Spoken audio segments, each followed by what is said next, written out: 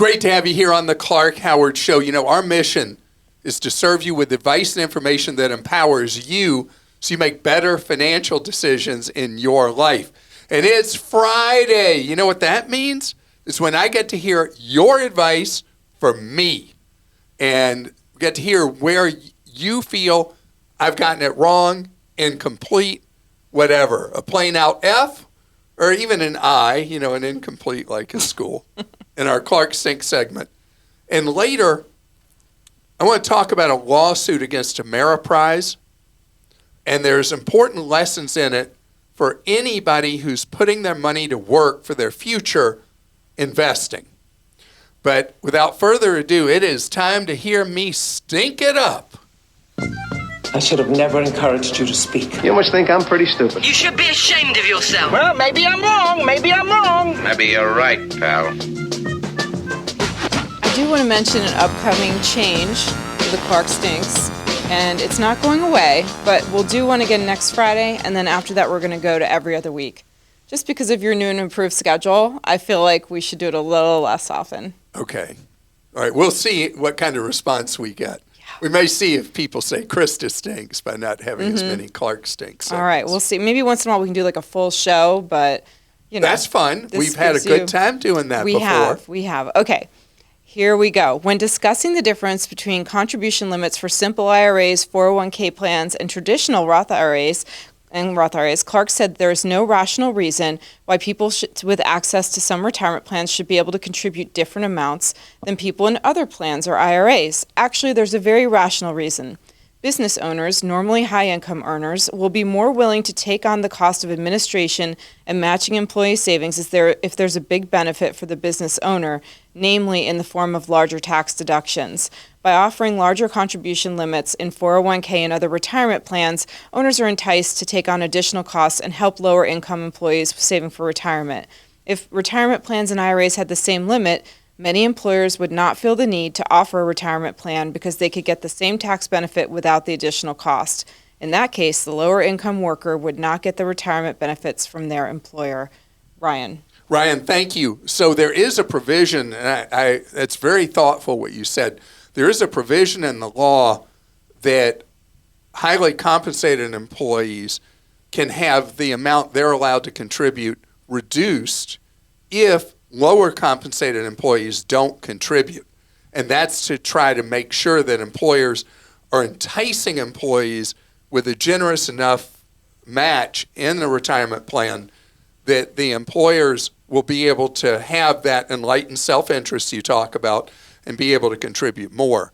What I'm learning over time is that our current alphabet soup system for retirement is not working for the typical American working person because it's too complicated. They don't understand how it all works, and they end up with things like the problem I've addressed a few times from questions people have given me, that they don't know whatever happened to the 401k they had over here or the simple IRA they had over there and all that. And it's way, way, way too messy the way we do retirement savings in the United States. We need a simplified system where even if an employer provides a match, it's into an account that's the employees that they already have and doesn't have to be ported from employer to employer. The system we have right now is dysfunctional.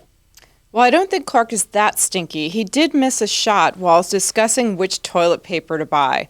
We have converted to a bidet in our home. We did an easy install ourselves in our current old-fashioned toilet, and we ended up with a cleaner bottom end, and we used much less toilet paper. Great warm water wash and blow dry. So maybe Clark does have a stinkier tush than he could have. Charlie.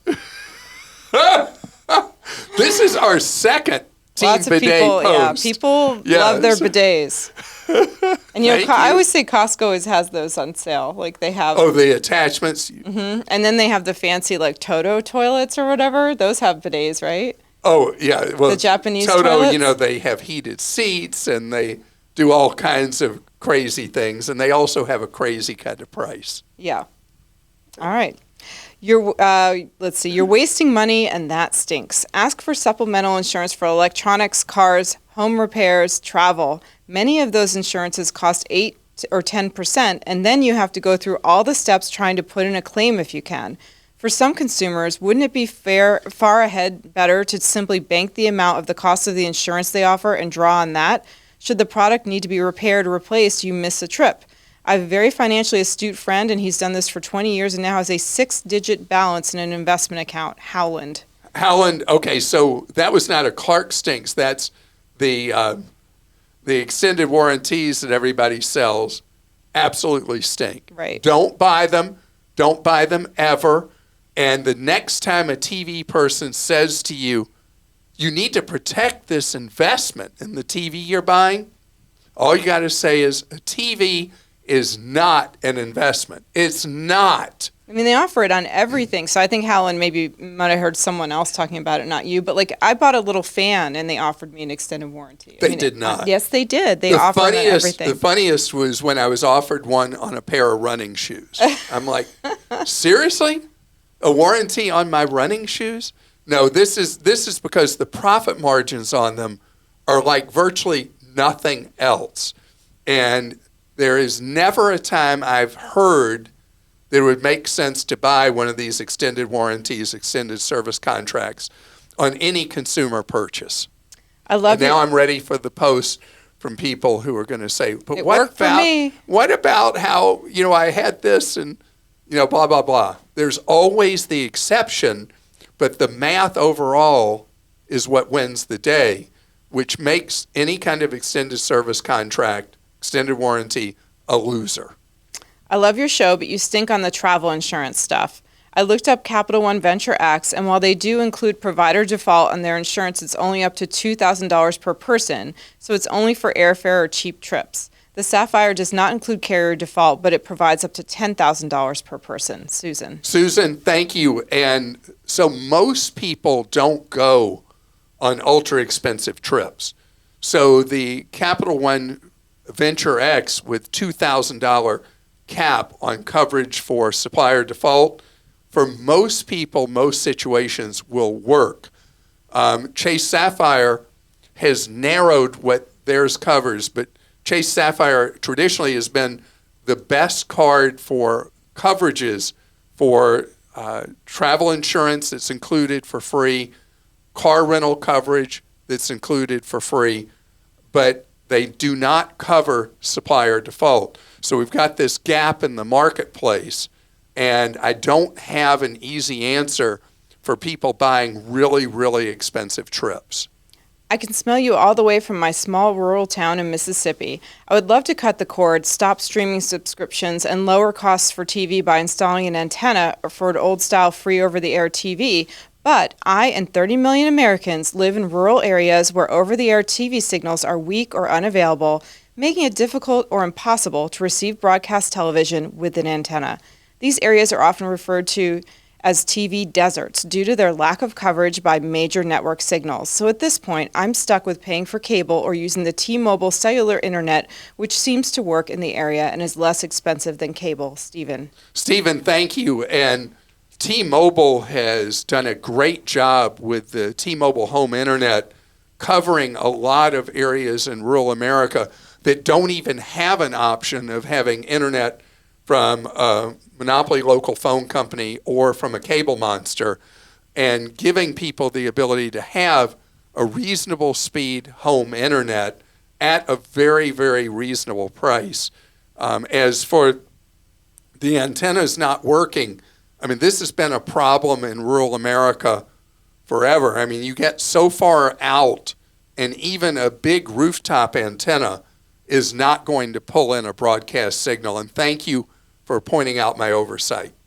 you stink like low tide in sea lion caves. Wow, never experienced that one. I don't know what that's like. Yeah, it must be nasty. Okay, you don't really stink, but your advice to Brian in Wisconsin does. You told Brian it was a good idea to buy a $30,000 plus new vehicle when he only makes $65,000 a year.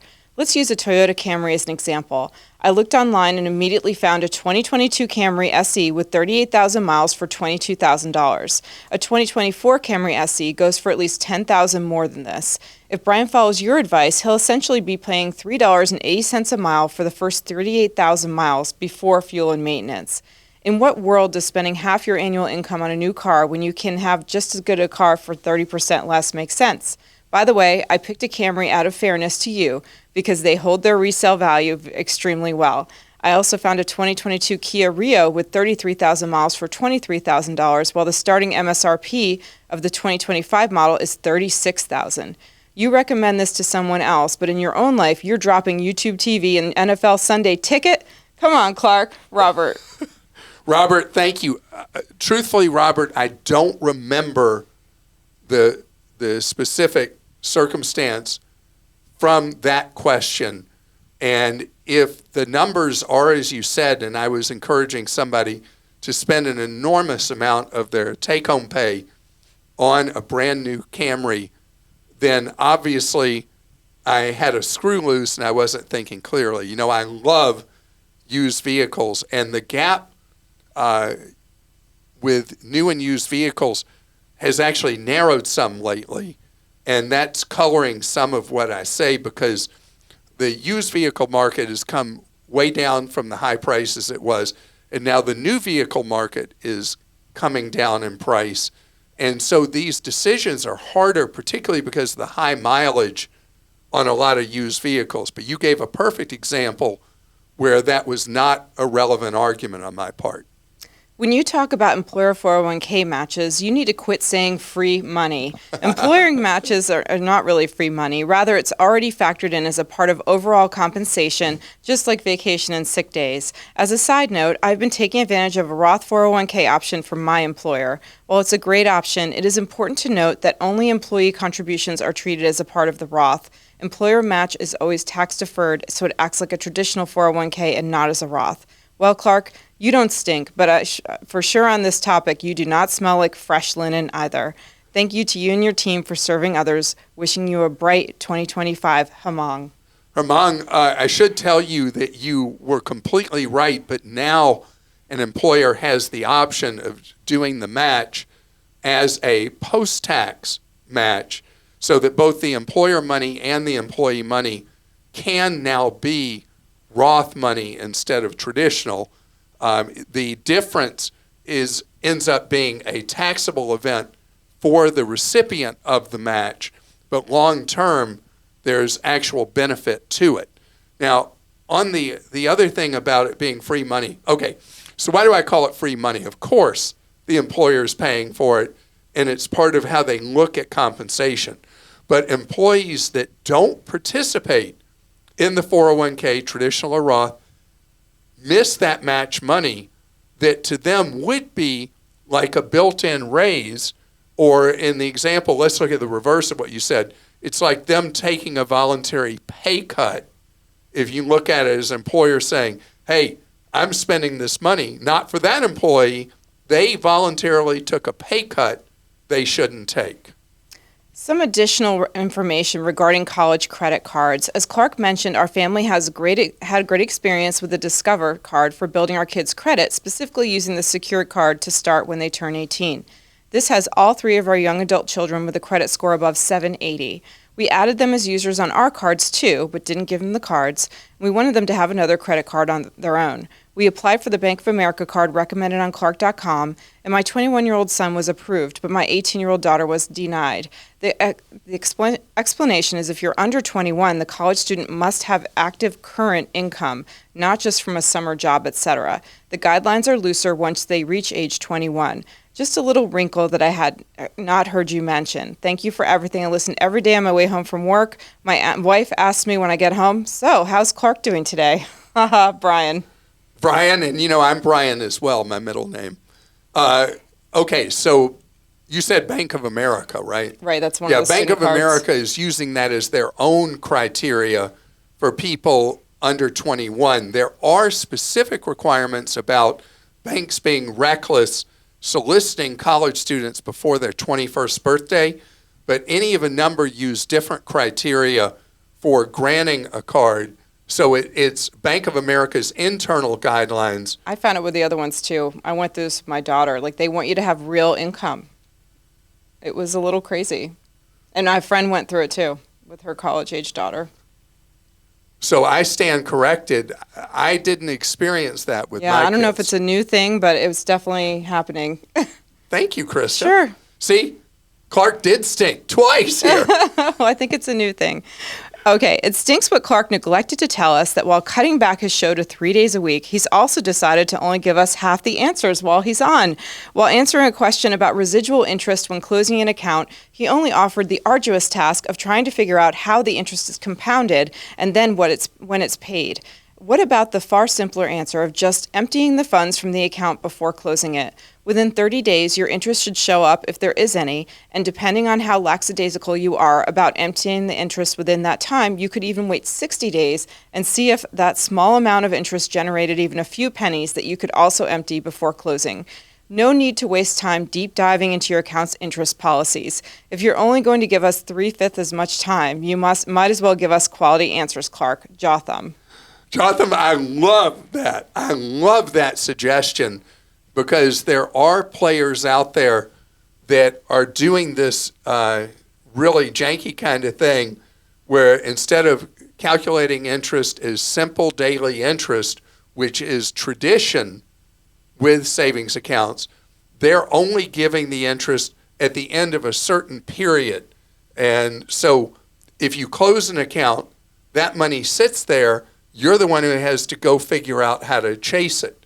Your idea is actually a great idea that you empty the account but not close it till whatever final credit of interest might occur. And that is really, really smart. My only worry would be I'd make sure the account doesn't have a minimum balance or you have to pay a fee or anything for keeping it open. That is a very good point. And I guess it would depend, again, on all those crazy mice-type rules that the banks and the brokerages come up with. Speaking of taking advantage of people with their money that they have in their hard-earned savings, I want to tell you about a lawsuit against Ameriprise, which is very similar to lawsuits against other companies for cheating people on money they have in savings.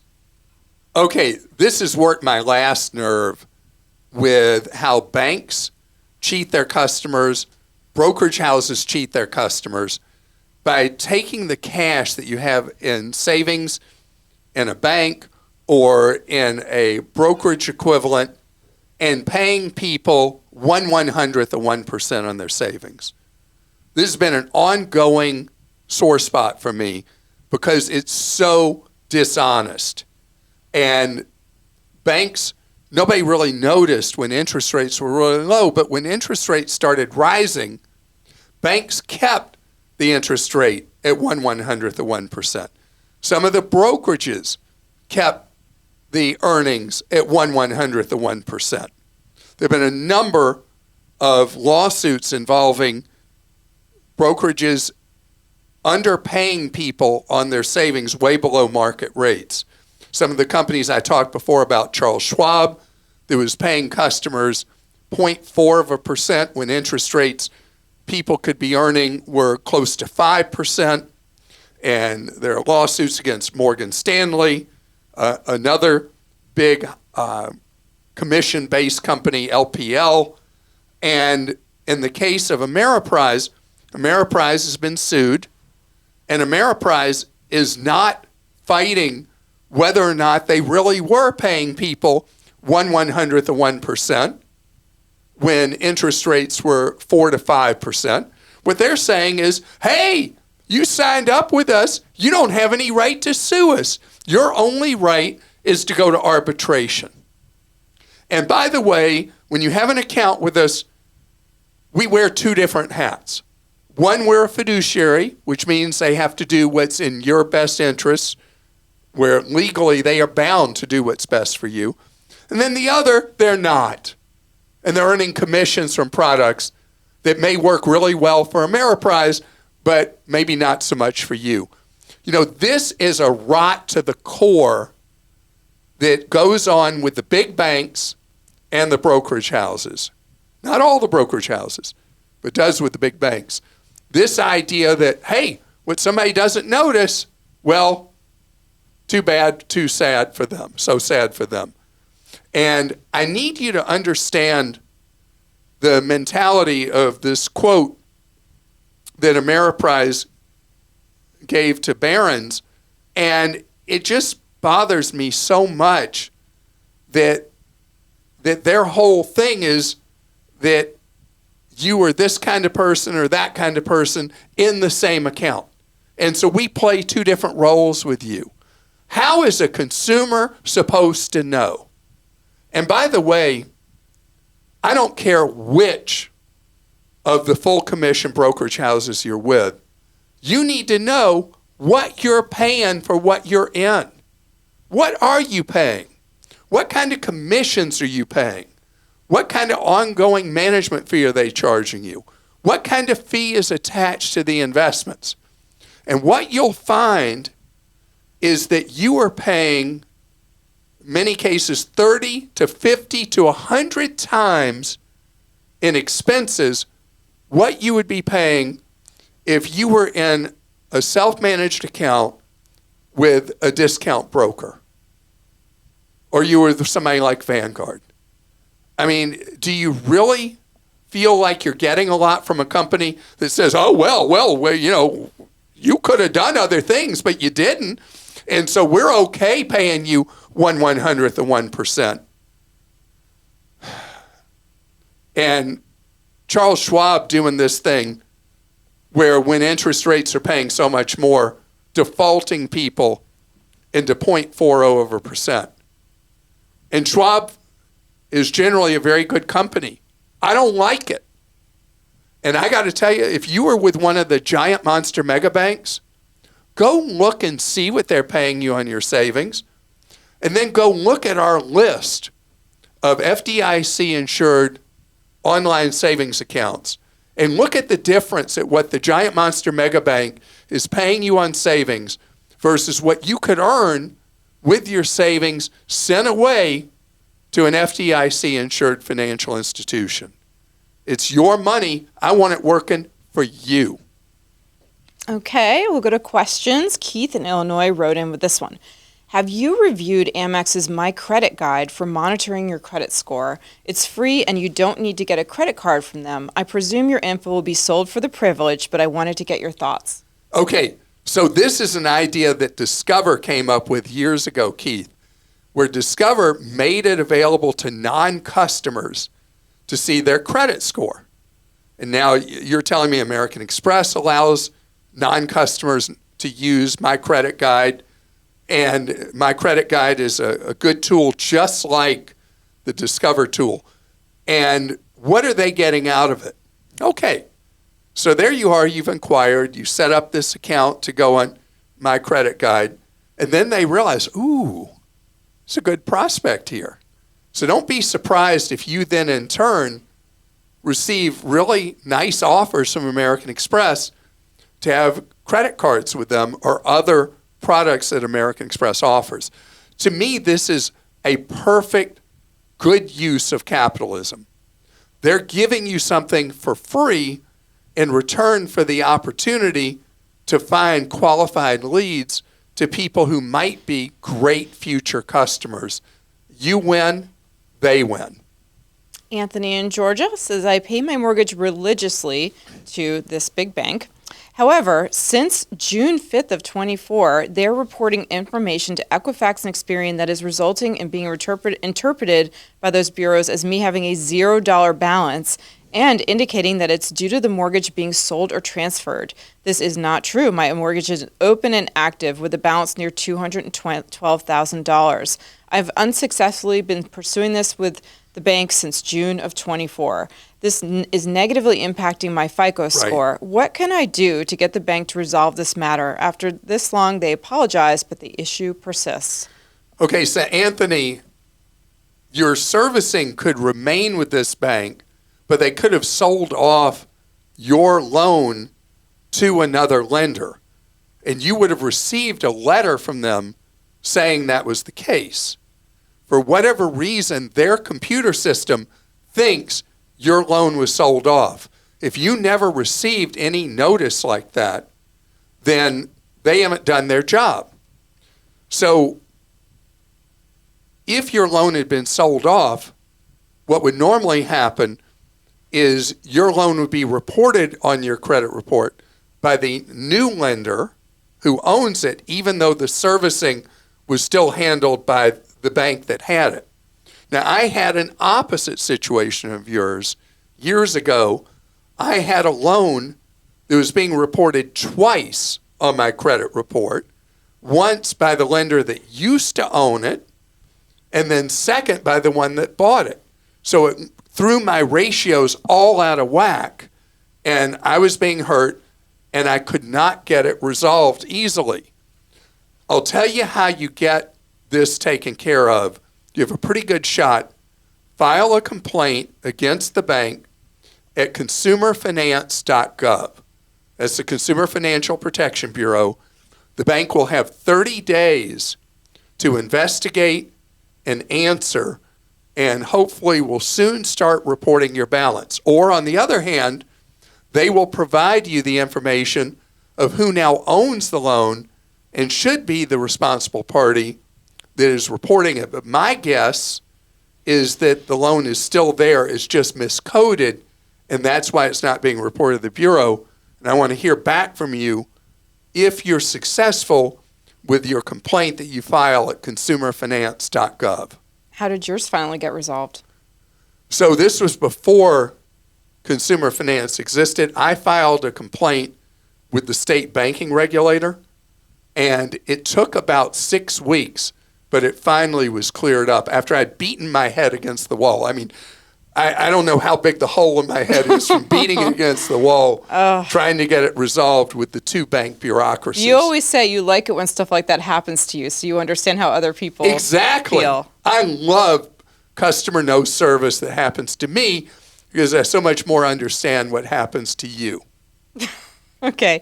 Chela, I'm not sure how to say your name, I'm so sorry. In California, Chela, in California, wrote in with this. I want to find out if I can use my 403Bs to pay for my daughter's vet school.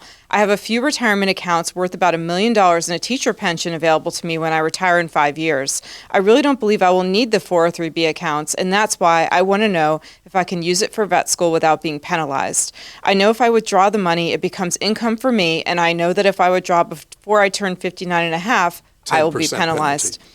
I've read that some people convert 403Bs into IRAs, but I've already contributed to a Roth IRA for 25 years now. Wow. So I don't even know if I can do a conversion since I already contributed the max $8,000 per year. Okay, this is a complicated situation that actually has some clarity to it. The limit to contributing to an IRA does not apply on a transfer of money from a plan, an employer-provided retirement plan, to an IRA. So that normal limit of your contributions doesn't apply here. So with the 403B, I gather from what you said, you're still working where you have the 403B. With a 401k, you would not be allowed to transfer the money out. But with the 403B, money that you have already absorbed all the commissions for that 403B, you're able to transfer that amount of money into your own IRA or into another plan that you prefer, could be another 403B. And once the money's in an IRA, money spent on education at a school that is part of the federal student loan program, which any vet school would be, you're allowed to withdraw the money free of 10% penalty for education for yourself, your child, I think a grandchild as well. There are certain eligible parties. And I want you to go research using an IRA to pay for education before age 59 and a half. And you'll see an explanation of the rules involved. And the 403B has its own complications, and if you have trouble navigating that, go to the website 403bwise, WISE.com. I think it's a .com, not a .org. And they provide such great assistance to people who have 403B questions or problems. And if anything I said needs to be tweaked a little, they know how to do it because they live, eat, and sleep 403Bs. The best experts in the country on 403Bs. Again, it's 403bwise.com.